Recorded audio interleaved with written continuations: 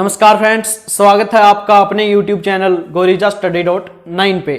आज हम विविध, जिसे मिसलेनियस कहते हैं, इसमें एक महत्वपूर्ण चैप्टर या महत्वपूर्ण टॉपिक यूएनओ संयुक्त राष्ट्र संघ को समझेंगे।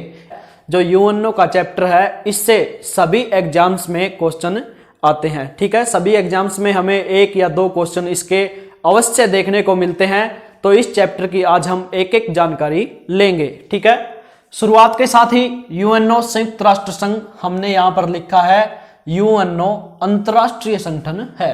अंतरराष्ट्रीय संगठन है वो क्या होते हैं, पहले हम ये समझ लेते हैं। ठीक है, इंटरनेशनल ऑर्गेनाइजेशन, अंतरराष्ट्रीय संगठन उन संस्थाओं को कहते हैं जो वैश्विक स्तर पर कार्य करते हों। यानी अंतरराष्ट्रीय संगठन, इंटरनेशनल ऑर्गेनाइजेशन, उन संस्थाओं या उन संघ को कहते हैं जो वैश्विक यानी विश्व स्तर पर कार्य करते हों। ठीक है, जो विश्व के देशों का जो अपनी सेवाएं लगभग विश्व के देशों को, सभी देशों को अपनी सेवाएं दे रहे हों, उन संगठनों को इंटरनेशनल ऑर्गेनाइजेशन कहते हैं। इनका जो सेवाएं देने का सत्र है, इनका जो कार्य करने का सत्र है, वो लगभग विश्व के सभी देशों या विश्व के लगभग देशों में शामिल होता है। ठीक है, ये विश्व के बहुत सारे देशों का संगठन होता है, जिसमें इनकी जो सदस्य संख्या है वो बहुत ज्यादा होती है। लगभग सभी देश इन संगठनों के सदस्य होते हैं।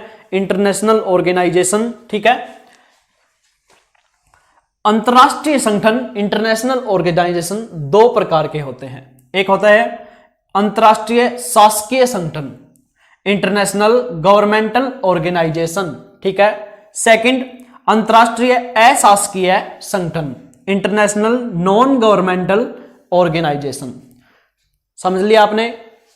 जो अंतरराष्ट्रीय संगठन है, इंटरनेशनल ऑर्गेनाइजेशन, वो दो प्रकार के होते हैं, शासकीय संगठन और अशासकीय संगठन। ठीक है, जो ये अपना यूएनओ है, संयुक्त राष्ट्र संघ, ये है शासकीय संगठन। ठीक है, गवर्नमेंटल ऑर्गेनाइजेशन। अब शुरुआत करते हैं इसकी। यूएनओ, इसका उद्देश्य क्या है? ठीक है, यूएनओ का उद्देश्य क्या है? इसका उद्देश्य अंतरराष्ट्रीय कानून व्यवस्था, मानवाधिकार, आर्थिक विकास, सामाजिक प्रगति और शांति व्यवस्था बनाए रखना है। यानी विश्व में यूएनओ का उद्देश्य विश्व के लगभग सभी देशों में जो इसके सदस्य हैं, उनमें कानून व्यवस्था, मानवाधिकार, आर्थिक विकास, सामाजिक प्रगति और शांति व्यवस्था बनाए रखना है। ठीक है, अब देखते हैं यूएनओ की स्थापना कब हुई। यूएनओ की स्थापना 24 अक्टूबर 1945, 24 अक्टूबर 1945 संयुक्त राष्ट्र अधिकार पत्र पर 50 देशों के हस्ताक्षर के साथ हुई। यूएनओ की स्थापना 24 अक्टूबर 1945 को हुई और ये हुई संयुक्त राष्ट्र जो अधिकार पत्र है इसका, इस पर 50 देशों के हस्ताक्षर के साथ। ठीक है, और जो 51वां देश जिसने उस समय साइन किए, हस्ताक्षर किए, वो था पोलैंड। ठीक है, 51वां देश कौन सा था?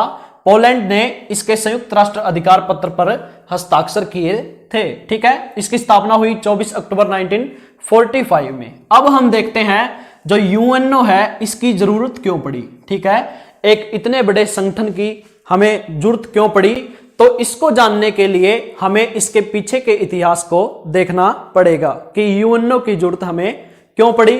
तो सुनिए, जब प्रथम विश्व युद्ध हुआ, ठीक है, इसके कारण क्या थे, इसकी जरूरत क्यों पड़ी हमें? प्रथम विश्व युद्ध व राष्ट्र संघ की असफलता के कारण। ठीक है, तो राष्ट्र संघ को समझने से पहले हमें प्रथम विश्व युद्ध को समझना पड़ेगा। तो इसकी शॉर्ट जानकारी ले लेते हैं कि जब 1914 से 1918 तक प्रथम विश्व युद्ध हुआ, तो उसमें जो दुनिया के सभी शक्तिशाली देश थे, उन्होंने प्रथम विश्व युद्ध में भाग लिया था।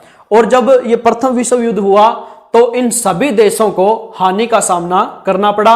इन सभी देशों में इतनी हानि हुई, इतने जानमाल की हानि हुई कि सभी देशों में आर्थिक मंदी आ गई। ठीक है, तो वर्साय की संधि के साथ ही ये प्रथम विश्व युद्ध है, ये समाप्त हो जाता है और इसके बाद पेरिस शांति समझौता होता है। ठीक है, पेरिस शांति सम्मेलन होता है। तो पेरिस शांति सम्मेलन होने के बाद यह निश्चय किया गया कि एक ऐसा संगठन बनाया जाए कि आगे इस प्रकार के युद्ध को जो रोक सके। ठीक है, तो फिर राष्ट्र संघ की स्थापना हुई। ठीक है, राष्ट्र संघ की स्थापना हुई ताकि आगे से ऐसा कोई युद्ध न हो, जिसे लीग ऑफ नेशंस कहा गया। ठीक है, इसका नाम क्या, लीग ऑफ नेशन, राष्ट्र संघ की स्थापना की गई। ठीक है, इसकी स्थापना हुई 10 जनवरी 1920 को। 10 जनवरी 1920 को तत्कालीन राष्ट्रपति जो अमेरिका के राष्ट्रपति थे, इन्होंने इनकी स्थापना की। मान लो जो मुख्य व्यक्ति थे इसके स्थापना करने में वो थे वुड्रो विल्सन, ये तत्कालीन राष्ट्रपति थे उस समय अमेरिका के। ठीक है, तो फिर क्या हुआ, जब इसकी स्थापना हुई राष्ट्र संघ लीग ऑफ नेशंस की, उसके कुछ समय बाद, ठीक है, उसके कुछ समय बाद लगभग 1933 के समय जो जर्मनी है जिसने वर्साई की संधि स्वीकार कर ली थी 1919 के समय जो वर्साई की संधि हुई उसे स्वीकार कर लिया था जर्मनी ने, और इस संधि में जर्मनी पर बहुत सी शर्तें थोप दी गई थी, जिसको 1933 में जर्मनी में एक खूंखार नेता आता है अडोल्फ हिटलर, उसने इस वर्साई की संधि को अस्वीकार कर दिया था।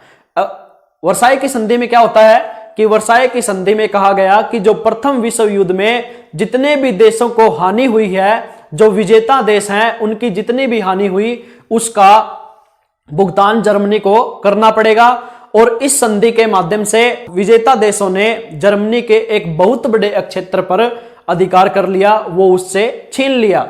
जब 1933 में जर्मनी की राजनीति में एक खूंखार नेता का आगमन होता है, अडोल्फ हिटलर ने इस वर्साई की संधि को अस्वीकार कर दिया और कहा कि ये जो वर्साई की संधि थी इसने जर्मनी के स्वाभिमान को नुकसान पहुंचाया है या जर्मनी के स्वाभिमान को ठुकराया है। तो इसने एडोल्फ हिटलर ने वर्साई की संधि को क्या कर दिया, अस्वीकार कर दिया और दूसरे विश्व युद्ध के कारण उत्पन्न होने लगे। ठीक है, फिर दूसरा विश्व युद्ध हुआ 1939 से 1945 दूसरा विश्व युद्ध हुआ। ठीक है, वर्साई की संधि खारिज हो गई और जब दूसरा विश्व युद्ध हुआ तो फिर से एक बार बहुत बड़ा नुकसान का कारण बना विश्व युद्ध। सभी देशों को इसने, जो भी महान शक्तियां थी उस समय की, जितने भी देश थे जो सेकेंड वर्ल्ड वॉर में दोबारा आगे आए, उनको फिर से हानि का सामना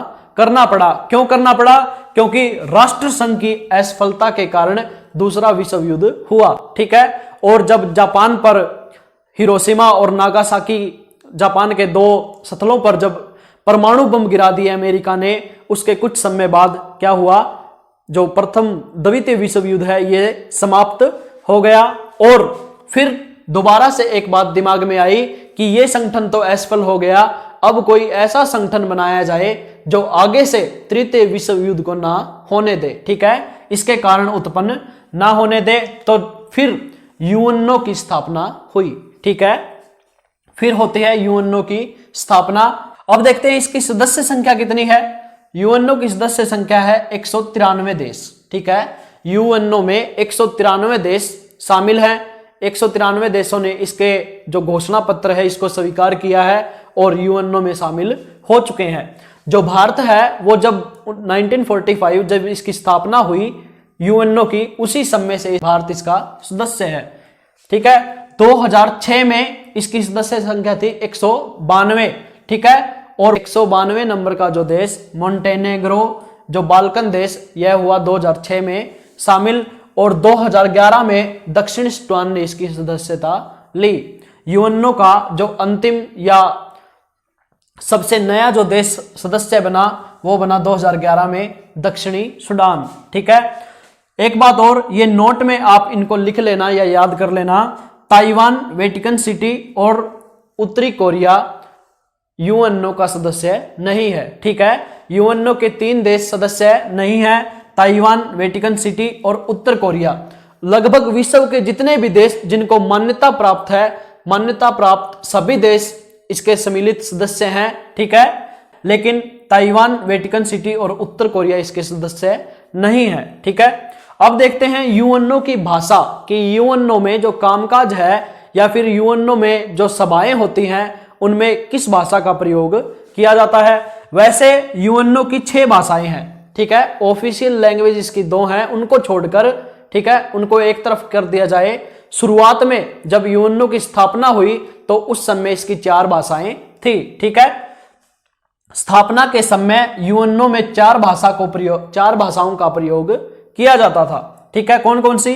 फ्रेंच, चीनी, अंग्रेजी और रशियन।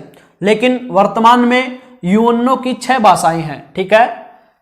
अरबी और स्पेनिश को 1973 में जोड़ा गया और यूएनओ की अब फिलहाल 6 भाषाएं हैं, ठीक है। यूएनओ की जो कार्यालय, ठीक है, जो कार्यालय लैंग्वेज है, ऑफिशियल लैंग्वेज है, वो है फ्रेंच और अंग्रेजी। जो कार्यालय में कामकाज होता है वो जो लैंग्वेज है वो है फ्रेंच और अंग्रेजी। हमारे जो लोग हिंदी भाषी लोग हैं वो भी इस बात के लिए संघर्ष कर रहे हैं कि हिंदी को भी इसकी लैंग्वेज बनाना चाहिए, यूएनओ की लैंग्वेज में एक और शामिल करने चाहिए हिंदी को, ठीक है। अब देखते हैं संयुक्त राष्ट्र संघ का मुख्यालय। संयुक्त राष्ट्र संघ का मुख्यालय कहां पर है? अमेरिका के न्यूयॉर्क में, ठीक है। अमेरिका के न्यूयॉर्क में संयुक्त राष्ट्र संघ का मुख्यालय है। यह है मैनहट्टन द्वीप में, ठीक है। अगर क्वेश्चन आए तो ऑप्शन में अमेरिका हो तो अमेरिका और न्यूयॉर्क हो तो न्यूयॉर्क और मैनहट्टन द्वीप हो तो मैनहट्टन द्वीप, ठीक है। वैसे मेन पॉइंट है, इसको याद रखना चाहिए कि यूएनओ का मुख्यालय मैनहट्टन द्वीप में है, जो कहां पे है? न्यूयॉर्क में, जो है अमेरिका में, ठीक है। यह 17 एकड़ में बना हुआ है। 17 एकड़ लगभग, अपनी जो भाषा है इसमें 1 एकड़ 1 किले के बराबर होती है। तो जो यूएनओ का मुख्यालय है ये 17 एकड़ में यानी 17 किले में बना हुआ है। और ये जो 17 एकड़ भूमि है यह जॉन डी रॉकफेलर ने दान में दी थी, ठीक है। उस समय 1945 के समय जॉन डी रॉकफेलर ने 17 एकड़ भूमि यूएनओ को इसका मुख्यालय बनाने के लिए दान में दी थी, ठीक है। अब देखते हैं संयुक्त राष्ट्र संघ के यूएनओ के 6 अंग हैं, ठीक है। यूएनओ के 6 अंग हैं। महासभा, सुरक्षा परिषद, महासभा, जनरल असेंबली, सुरक्षा परिषद, आर्थिक एवं सामाजिक परिषद, न्याय परिषद, सचिवालय, अंतरराष्ट्रीय न्यायालय, ठीक है। संयुक्त राष्ट्र संघ के 6 अंग हैं। महासभा, सुरक्षा परिषद, आर्थिक एवं सामाजिक परिषद, न्याय परिषद, सचिवालय, अंतरराष्ट्रीय न्यायालय, ठीक है। इंटरनेशनल कोर्ट जिसे बोलते हैं।